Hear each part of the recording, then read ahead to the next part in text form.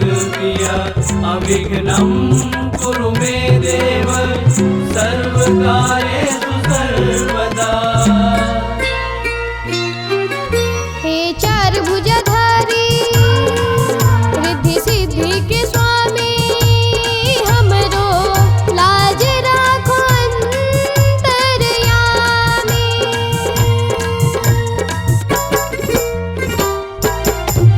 तीनों लोक माता पिता लमनेश जी सबो देवता में अघवा हो गए जी। पहली पूजा तुर करे जगत माऊ माहे पिता है महेश जी। पहली पूजा तुर करे जगत माऊ माहे पिता है महेश जी। हे देवों के देव गणेश जी ओ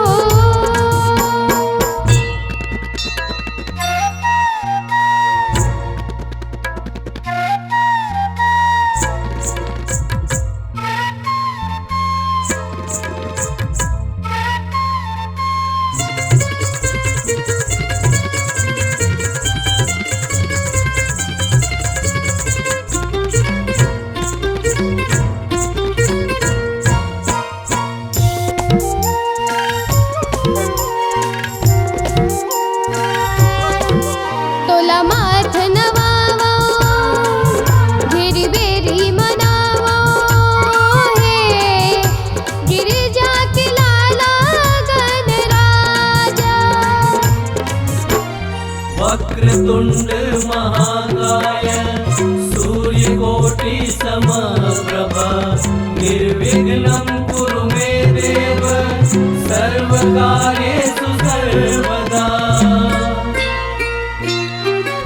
तोला माथ नवावो श्रद्धा के फूल चढ़ावो। हे भोले के राज दुलारा।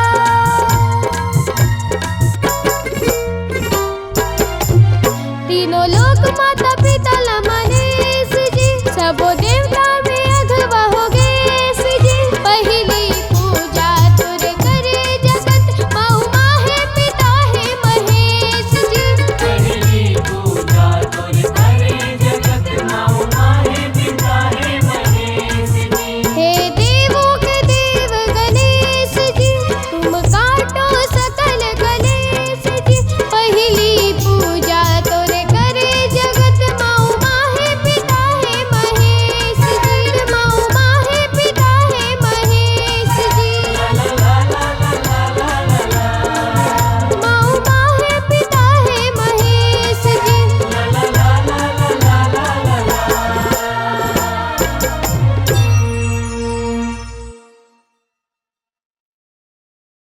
जय जोहार।